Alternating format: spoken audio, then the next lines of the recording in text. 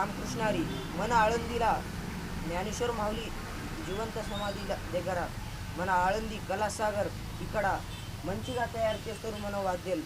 ఇక్కడ నేను ఒక పొడి కోసం పక్వ పెట్టిన ఎంత మంచిగా తయారైంది మీరు చూడండి, కొట్టి చూపిస్తా.